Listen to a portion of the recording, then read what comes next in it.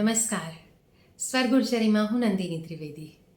મિત્રો, આજે 14મી જાન્યુઆરી એટલે કે ઉત્તરાયણનો દિવસ, અને આ ખાસ દિવસ તો છે, પણ આજે એક વિશેષ અવસર પણ છે. આપણા જાણીતા અને બુલંદ અવાજના જે ગાયિકા રાજુલ મહેતા, એમનો આજે જન્મદિવસ, અને એ જન્મદિવસને સેલિબ્રેટ કરવા માટે આજનો આ એપિસોડ ખાસ રજૂ કરવાનું નક્કી કર્યું છે. પણ આ એપિસોડ કરવાનું બીજું એક મહત્ત્વનું કારણ એ પણ છે કે 11મી તારીખે 11 જાન્યુઆરીએ મુંબઈના ભારતીય વિદ્યાભવનમાં રેખતા ફાઉન્ડેશન તરફથી એક બહુ જ સરસ કાર્યક્રમ યોજાયો હતો. અને એ કાર્યક્રમમાં હું ગઈ, અને કાર્યક્રમ શરૂ થવાની તૈયારીમાં જ હતો, અને એક યુવક મારી પાસે આવ્યો. મને લાગે છે કે 24-25 વર્ષનો યુવાન હશે, અને મને આવીને કહે કે મેમ, તમારી સ્વર ગુર્જરી ચેનલ ઉપર રાજુલજીનો પ્રોગ્રામ કરો ને. એમણે તો કેટલા બધા સરસ લોકગીતો ગાયા છે. એમણે આ વાત કરી હશે જે કાર્યક્રમ હતો એના સંદર્ભમાં, કારણ કે પ્રફુલ્લ દવે અને હાર્દિક દવેનો લોકસંગીતનો કાર્યક્રમ હતો. અને એ વખતે મને આ યુવાન આવીને એમ કહે છે કે તમે રાજુલજી પર પ્રોગ્રામ કરો. એટલે મેં એને પૂછ્યું કે કોની તું વાત કરે છે? એટલે કે રાજુલ મહેતા, એમણે કેટલું સરસ ફોક સંગીત આપ્યું છે. તો હું તો આશ્ચર્યચકિત થઈ ગઈ કે આ છોકરાને કેવી રીતે ખબર હોય, કારણ કે ઘણા બધા ઇવન સંગીત જગત સાથે સંકળાયેલા કેટલીક વ્યક્તિઓ, એટલે કે ચાહકોની વાત કરું છું, એમણે પણ કદાચ રાજુલ મહેતાને ન સાંભળ્યા હોય એવું બની શકે, કારણ કે એ પોતે બહુ જ ઇન્ટ્રોવર્ટ હતા, અને સેલ્ફ પબ્લિસિટીમાં ક્યારેય ના માને, અને લોકસંગીત અને એમાં તો એમનો અવાજ જે બુલંદ હતો અને હૃદયસ્પર્શી, એટલો કંઈક જુદી જ પ્રકારની એમની ટોનલ ક્વોલિટી હતી. તો આ છોકરાની વાત સાંભળીને મને બહુ જ આશ્ચર્ય થયું. મેં એને પૂછ્યું, તારું નામ શું? તો એણે કહ્યું કે મારું નામ ભવ્ય શાહ છે. અને પછી કાર્યક્રમ શરૂ થઈ ગયો એટલે હું તો અંદર જઈને સીટ ઉપર બેસી ગઈ, પણ મારા મનમાંથી એ છોકરાની છબી ગઈ નહીં. મને થયું કે આ છોકરાને મારે પૂછવું છે કે તને કેવી રીતે ખબર પડી, પણ સમહાવ કાર્યક્રમ શરૂ થઈ ગયો હતો, અને પછી એ છોકરો ક્યાં ખોવાઈ ગયો ઓડિટોરિયમમાં મને નથી ખબર. પણ આ યોગાનો યોગ કેવો સરસ છે કે 14મી જાન્યુઆરીએ રાજુલ મહેતાનો જન્મદિવસ છે. એના 2 દિવસ પહેલાં એક યુવાન આવીને મને કહે છે કે તમે રાજુલજી પર પ્રોગ્રામ કરો ને. અને મને સ્ટ્રાઇક થયું કે આ બહુ જ સરસ તક છે કે રાજુલબેનનો જન્મદિવસ પણ આવે છે, અને એક યુવાનની આ ફરમાઈશ છે. તો આ પ્રોગ્રામ ભવ્ય શાહને પણ હું સમર્પિત કરું છું, કારણ કે એવો એક યુવાન જો આપણી વચ્ચે હોય કે જે એ આટલા જૂના ગાયિકાને પણ યાદ કરી શકે, તો મને આશા ચોક્કસ બંધાય કે અત્યારની જે યંગ જનરેશન છે એ ફોક ફ્યુઝનનું સરસ કોમ્બિનેશન કરી રહી છે. તો એ લોકોને માટે રાજુલ મહેતાનો અવાજ છે, કે આપણા પ્રફુલ્લ દવે છે, કે ઇસ્માઇલ વાલેરા, કે હેમુ ગઢવી, આ બધા બહુ મોટા પ્રેરણા સ્ત્રોત્ર બની શકે એમ છે. સો આઈ એમ રિયલી હેપી ભવ્ય શાહ. તમે આ જોતા હો તો મને બહુ જ આનંદ થશે, અને તમારા યુવાન મિત્રોમાં આ વહેંચો, અને આ એપિસોડ તમારા જેવા યુવાનોને સમર્પિત છે, અને આવો બુલંદ અવાજ ધરાવતા રાજુલબેનને પણ સમર્પિત છે. બીજો યોગાનો યોગ એ પણ છે કે શાકંભરી નવરાત્રિ ચાલે છે, અને એ દરમિયાન રાજુલબેનનો જન્મદિવસ આવ્યો છે. તો આપણે આદ્ય શક્તિનું જે ગીત રાજુલબેને ગાયું છે એનાથી શરૂઆત કરીએ. आद्य शक्ति अम्बा भवानी, आद्य शक्ति अम्बा भवानी, शंभु रे समरु गणपति, अविनाशी पदनी प्रात समय, हे जीव तारो रे मंगल आरती, आद्य शक्ति अम्बा भवानी. નમસ્કાર. આજે રાજુલબેનનો વાઢ દિવસ એટલે કે વર્ષગાંઠ છે. મારા સૌથી મોટા બેન રાજુલ મહેતા, નાનપણથી હું એમની નિશ્રામાં રહ્યો, અને મને ઘણું પ્રાપ્ત થયું એમાં. એમના રાજકોટવાસ દરમિયાન એમણે હેમુ ગઢવી સાથે ઘણા કાર્યક્રમો કર્યા, ગીતો ગાયા અને લોક સંગીતની તાલીમ પણ એમણે હેમુભાઈ પાસેથી લીધી હતી. અને જ્યારે પછી મુંબઈ આવ્યા અને એમના સંગીતનો મને સહવાસ મળ્યો, એમની પાસે મને ઘણું શીખવા મળ્યું. લોકસંગીતનો જે ખાસ લહેજો છે, જે લહેકો છે, એ પણ મને શીખવા મળ્યું. એમનો અવાજ અનોખો હતો અને ગાયન શૈલી પણ અદ્ભુત હતી. હા, મારા પિતાશ્રી નીનુ મજુમદાર પાસે પણ એમણે તાલીમ લીધી હતી. મારા પહેલાં મારા સૌથી મોટા બહેન હતા. મારા ઘડતરમાં મારી બહેનો મીનળ પટેલ, સોનલ શુક્લા અને રાજુલ મહેતાનો ઘણો મોટો ફાળો રહ્યો છે. મારા પિતા નીનુ મજુમદાર, જેમની પાસે પણ હું સંગીતની તાલીમ લીધી, અને માતા કમુદી મુનશી, જેમની પાસે પણ તાલીમ લીધી. અને રાજુલબેન જ્યારે ગાતા તો એમના ગાયન તો લગભગ જગજાહેર છે, એમની ગાયન શૈલી. અને એક ગાયન યાદ આવે છે, મેં તો રંગ્યો હતો એને દિલડાની સંગ, તો એ સાહેબાની પાઘડીએ લાગ્યો કોઈ જુદો રંગ. આ ઘણું પ્રચલિત છે. અને એક સવાલે સાજન હારી ગયો, બંને કવિ નીનુ મજુમદાર અને સંગીત પણ નીનુ મજુમદાર. ત્યારબાદ સીતાયનની રચના થઈ, જેમાં રાજુલબેને સીતાના ગીતો ગાયા હતા, જે અદ્ભુત રીતે એમણે રજૂ કરેલા, જે હવે તો યુટ્યુબ પર પણ ઉપલબ્ધ છે. અને આમ જોયું તો એમના ગીતો યુટ્યુબ પર, બધી જલસો એપ ને બધા પર ઘણા ગીતો મળશે. અને કદાચ આજે બી તમે સાંભળશો, નંદિનીબેન વગાડશે આમાં પણ. એક પછી 11મો દિવસ આવ્યો, 28 ઓગસ્ટ 2007. રક્ષાબંધનના દિવસે જ એમણે વિદાય લઈ લીધી. આજે એમનો જન્મદિવસ છે, 14 જાન્યુઆરી. તો એમને સ્મૃતિવંદના.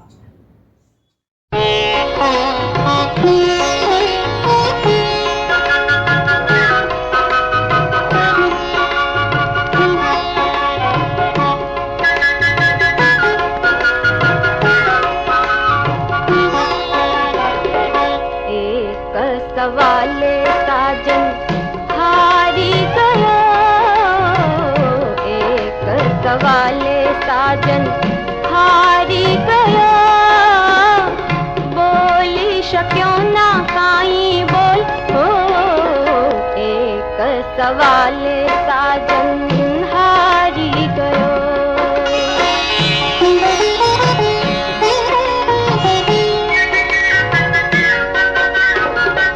पूछता पूछाई गई एक एवी वातड़ी, વાત ના વિચારમાં વીતી ગઈ રાતડી. પૂછતા પૂછાઈ ગઈ એક એવી વાતડી, વાત ના વિચારમાં વીતી ગઈ રાતડી. મૌનમાં રહીને તન મન વારી ગયો, મૌનમાં રહીને તન મન વારી ગયો, બોલી શક્યો ના કાઈ બોલ હો, એક સવાલે સાજન હારી ગયો. એક પ્રસંગ યાદ આવે છે, લગભગ 25-30 વર્ષ થઈ ગયા છે એ વાતને. મારી ખાસ મિત્ર મમતા મજમુદાર, એના ઘરે હું સાયનમાં ગઈ હતી. અને એનો ભાઈ ઉત્કર્ષ મજુમદાર, જે આપણા બહુ જ જાણીતા નાટ્ય કલાકાર છે, એમના કંઠે મેં પહેલી વાર રાજુલબેનનું આ ગીત સાંભળ્યું. મેં તો રંગ્યો હતો એને દિલડાની સંગ, મેં તો રંગ્યો હતો એને દિલડાની સંગ, તોય સાહેબાની પાઘડીએ લાગ્યો કોઈ જુદો રંગ, મારા સાહેબાની પાઘડીએ લાગ્યો કોઈ જુદો રંગ. આ ગીત મેં સૌથી પહેલાં ઉત્કર્ષ મઝુમદારના કંઠે સાંભળ્યું હતું. પછી એમના પિતા સુધનવા મજમુદાર અને એમના મા નીના મજમુદાર એ લોકોએ રાજુલભાઈની એટલી બધી વાતો કરી અને સુધનવાભાઈએ તો કહ્યું કે હું તો રાજુલભાઈના ગીતોના પ્રેમમાં જ છું. જ્યારે પણ મને થોડું પણ ડિપ્રેશન જેવું લાગે કે મને ગમતું ના હોય તો હું રાજુલભાઈના ગીતો સાંભળું. તો એમને ત્યાં સાયનમાં મેં ઉત્કર્ષભાઈના મોઢિયા મેં તો રંગ્યો હતો સાંભળ્યું. અને એ પછી રેડિયો પર તો અવારનવાર એમના ગીતો આવ્યા કરે. આપણા બધાનું બહુ જ ગમતું ગીત છે રક્ષા કરો જગદંબા ભવાની. એ તો એમણે ખૂબ સુંદર ગાયું છે. પણ આ એક પ્રસંગ મારા મનમાં હજુ પણ તાદ્રશ્ય છે કે સાયનની એ રાત્રે ઉત્કર્ષભાઈએ આ મેં તો રંગ્યો હતો સંભળાવ્યું હતું. અને હવે સાંભળીએ રાજુલબેનના કંઠે. મેં તો રંગ્યો હતો એને દિલડાની સંગ, મેં તો રંગ્યો હતો એને દિલડાની સંગ, તોય સાયવાની પાઘડીએ લાગ્યો કોઈ જુદો રંગ, મારા સાયવાની પાઘડીએ લાગ્યો કોઈ જુદો રંગ. રંગ તો એવો જાલિમ જાણે જમદૂતે ઝંખેલો, ક્યાંકથી લાગ્યો પાતાલ ભેદીના ગણનો ડંખેલો. એના ઝેરની ઝપાટ લાગી મને તૂટ્યો અંગે અંગ, મારા સાયબાની પાઘડીએ લાગ્યો કોઈ જુદો રંગ, મારા સાયબાની પાઘડીએ લાગ્યો કોઈ જુદો રંગ. સુરેશ જોશી ખૂબ જાણીતા સંગીતકાર અને ગાયક અને નીનુ મઝુમદાર પરિવારના જ એક સભ્ય કહી શકાય એવા સુરેશભાઈ રાજુલબેન સાથેના સંસ્મરણો વાગોળશે. સ્વર્ગલોકમાંથી ગંધર્વો જ્યારે પૃથ્વી પર આવતા હોય છે ત્યારે કેટલાક ગંધર્વો પૃથ્વી પર રોકાઈ જતા હોય છે. એમાંના એક એટલે રાજુલ મહેતા. રાજુલ મહેતાનો કંઠ તમે સાંભળો તો તમે કોઈ ગંધર્વને સાંભળતા હોય અને દૈવી સંગીત સાંભળતા હોય એવી પ્રતીતિ થાય. એટલું જ નહીં, એમનો સ્વભાવ પણ ઉમદા. કોઈ પણ કલાકારને માટે એમના દરવાજા ખુલ્લા હોય. રાજુલબેને લોકસંગીતની તાલીમ હેમુભાઈ ગઢવી પાસેથી લીધી અને શાસ્ત્રીય સંગીત પણ બાકાયદા એમણે એમનું શિક્ષણ મેળવ્યું. એટલે રાજુલબેનને સુગમ સંગીતમાં જોઈતી બંને વસ્તુઓ સહજ પ્રાપ્ત થઈ. એના કારણે તમે રાજુલબેનને સાંભળો ત્યારે તમે કોઈ એ શબ્દના સાથે એ દરિયાના ઊંડાણ સુધી તમે જઈ શકો એવું ભાવ વિશ્વ રાજુલબેનના ગાયનમાં તમને જોવા મળે. મારા સદનસીબ કે રાજુલબેન સાથે મારે બહુ સારો ઘરોબો રહ્યો અને નીનુ મઝુમદાર, કૌમુદી મુનશી, ઉદય મઝુમદારની સાથોસાથ રાજુલબેન સાથે પણ મારે સંગીતના નાતે જોડાવાનું બન્યું. રાજુલબેને મારા પહેલા આલ્બમમાં સીમંતિનીનું ગીત એટલે કે ગર્ભાવસ્થામાં માને જે અનુભૂતિ થાય એનું એક ગીત ગાયેલું અને એ સુશીલા ઝવેરીનું એક પંખીનો ટહુકો કરીને એક આલ્બમ હતું, એમાં એક ગીત હતું. અને મારા સદનસીબ કે કૌમુદી મુનશી, ઉદય મઝુમદાર અને રાજુલ મહેતા આ ત્રિપુટી અથવા તો આ ત્રિવેણીનો સંગમ મને મારા પહેલા આલ્બમ પંખીનો ટહુકોમાં મળ્યો. રાજુલબેનનો સ્વભાવ એટલો સરળ કે તમે એમને ફોન કરો અને કહો કે મારે આ ગીત વિશે માહિતી જોઈએ છીએ, તમને ક્યારે ફોન કરું? તો કે હમણાં જ, અત્યારે જ વાત કર, બોલ શું છે. એટલે કોઈ કલાકાર જે કહે ને કે મને પછી ફોન કરો, હું પછી તમને જવાબ આપીશ, એમ નહીં. રાજુલબેનને ફોન કરો એટલે તમારા તમામ સવાલના જવાબ મળી જાય. લોકસંગીત વિશે પૂછો તો કે જો આ ગીત છે ને એ ખાલીથી શરૂ થાય છે અને દર વખતે ખાલીથી શરૂ થાય એનું ધ્યાન રાખવું તો સમ બરાબર આવશે.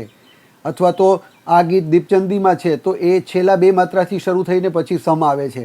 આવી બધી નાની નાની બારીકીઓ રાજુલબેન એટલી સરળતાથી તમને આપી દે કે તમે રાજુલબેનના સ્વભાવથી તમે ખૂબ ખૂબ ખૂબ એકદમ પાવન થઈ જાઓ કે વાહ, રાજુલબેને કેટલી સરસ વાત કેટલી સરળતાથી આપણને કરી દીધી.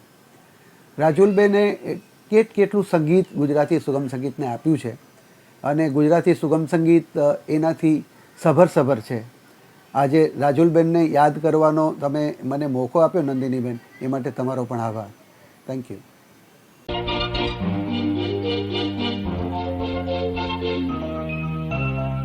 કોઈને હું તો કહું નહીં, બસ વાયરાની જેમ વહું. ઉદરે મૃદુ ગીત ઉછેરી ફૂલની પોરમ લહું. હે કોઈને હું તો કહું નહીં, બસ વાયરાની જેમ વહું. ઉદરે મૃદુ ગીત ઉછેરી ફૂલની પોરમ લહું.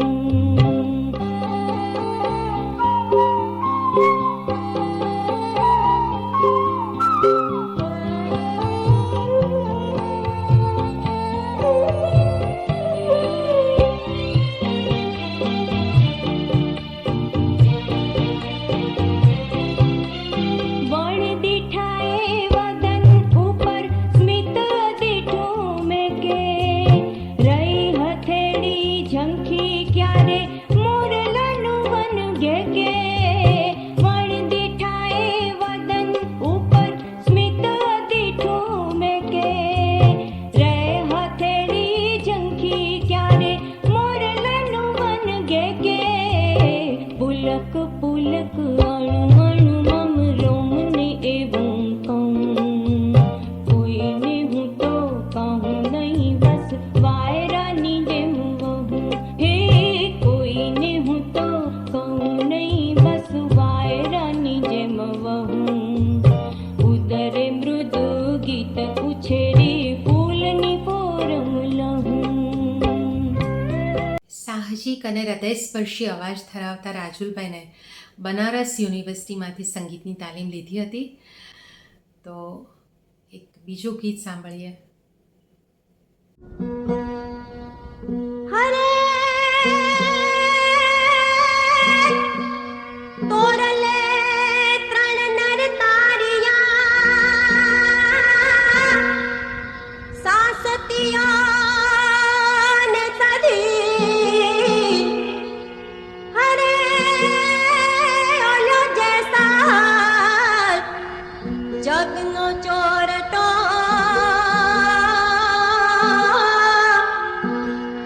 હરે ને પાલમાં કીધો પી.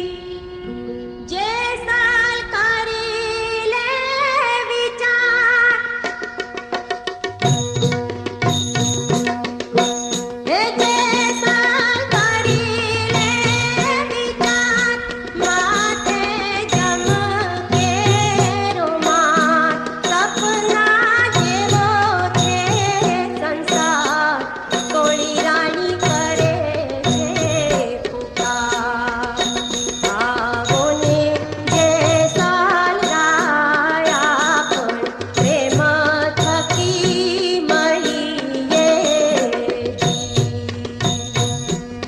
2006માં મેં 2 પુસ્તકો પ્રગટ કર્યા હતા, ગીત ગુર્જરી અને ગૌરવ ગુર્જરી, જેમાં ગુજરાતના સંગીતની જે આખી યાત્રા છે એના વિશેની વાત અને આપણા દિગ્ગજ કલાકારોના ઇન્ટરવ્યૂઝ.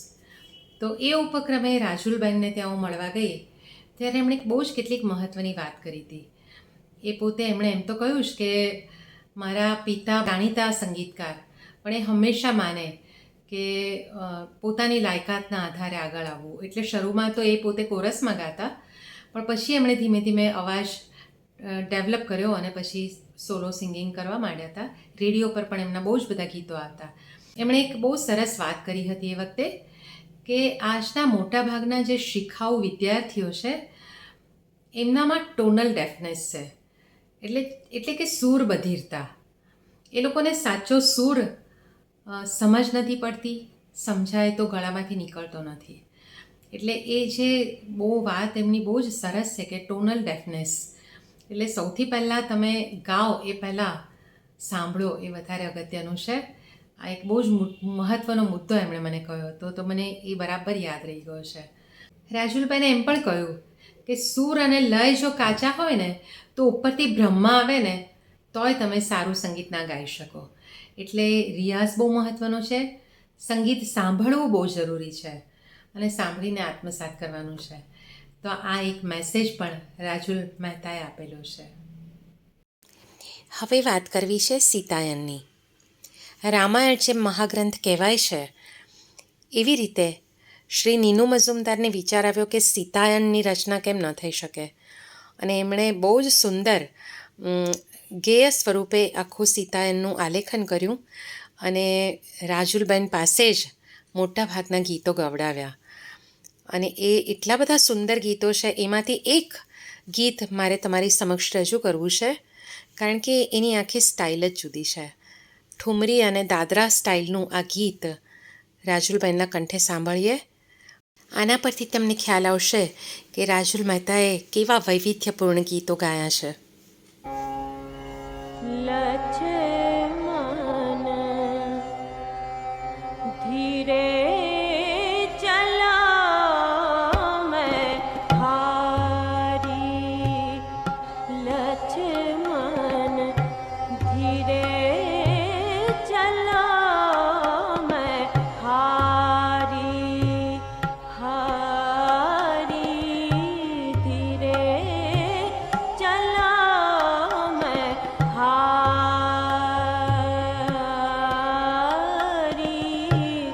धीरे चला मैं हारी, हारी धीरे चला मैं हारी. ઉદય મઝુમદારે જેમ અગાઉ કહ્યું કે રાજુલબેને સુપ્રસિદ્ધ લોકગાયક હેમુ ગઢવી જોડે ઘણા ગીતો ગાયા, તો એમાંનું એક ગીત આપણે સાંભળીએ. आवड़ा मंदिરમાં હું તો એકલી રેલો, આવડા મંદિરમાં હું તો એકલી રેલો, કેમ કરી મારા દસના દાડા જાય જો આ પરયો, હાલ્યા છે વેરણ ચાકરી રેલો, કેમ કરી મારા દસના દાડા જાય જો આ પરયો, હાલ્યા છે વેરણ ચાકરી રેલો. हमारे परमार सैयर हम तेरे लो, हमारे परमार सैयर हम तेरे लो, रेजो समो राजू के रीत जो पुंडरा रेशे तो पता पूग सूरे लोल, हमारा रे पोंडड़ा रेशे तो पता पूग सूरे लोल. તો મિત્રો, રાજુલ મહેતાની ગાયન શૈલીની વિશાળ જે શ્રેણી છે અથવા તો રેન્જ કહી શકાય, એનો પરિચય તમને આ એપિસોડમાં મળ્યો જ હશે, અને મને ખાતરી છે કે તમને ચોક્કસ આનંદ આવ્યો હશે. તો રાજુલ મહેતાના એક અજરા અમર ગીતથી સમાપન કરીએ. એના વિના તો આ એપિસોડ અધૂરો કહેવાય. આદ્યશક્તિ અંબામાંથી આ એપિસોડ શરૂ થયો હતો, અને એની પૂર્ણાહુતિ કરીએ જગદંબા ભવાનીથી. રક્ષા કરો જગદંબા ભવાની. વંદના દેસાઈની કોરિયોગ્રાફીમાં આ ગીત ઓર નિખરી ઉઠ્યું છે, તો એ સાંભળીએ.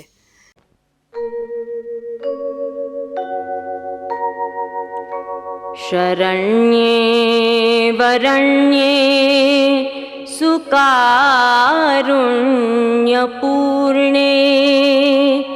हिरण्योदराद्यैर्गम्येति पुण्ये भवानन्यभीतं च मां पाहि भद्रे भवानन्यभीतं च मां पाहि भद्रे नमस्ते नमस्ते નમસ્તે ભવાની રક્ષા કરો જગદંબા રક્ષા કરો જગદંબા ભવાની રક્ષા કરો જગદંબા ભવાની નિષદિન રટું હું તો અંબા રક્ષા કરો જગદંબા ભવાની અંતરમાં તું અંતર્યામી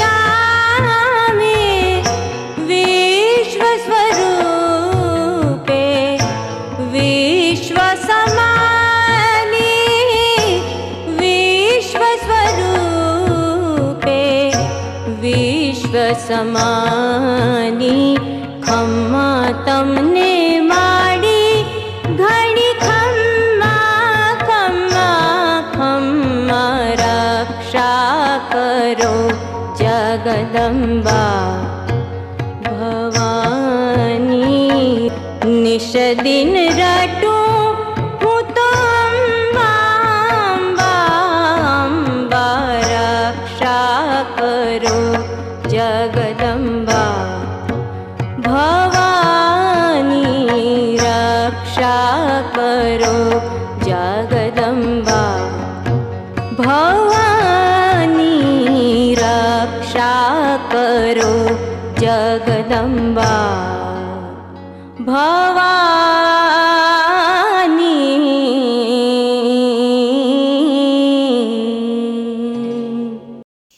રાજુલભાઈની સ્મરણ યાત્રામાં જોડાવા બદલ આપ સૌનો ખૂબ આભાર. અને સ્વર ગુર્જરી તમને જો ગમતી હોય તો જરૂર મિત્રો અને સ્વજનો સાથે વહેંચો, કારણ કે મારું ધ્યેય ગુજરાતી ભાષા, ગુજરાતી સાહિત્ય, ગુજરાતી સંગીતનો પ્રચાર અને પ્રસાર થાય એ જ છે. અને યુવાનો સુધી પહોંચે તો વાત કંઈક જુદી જ બને. So thank you so much. Do like, share and subscribe સ્વર ગુર્જરી. અને રાજુલ મહેતાને આજે એમના જન્મદિવસે આપણા સૌ તરફથી સ્મૃતિવંદન.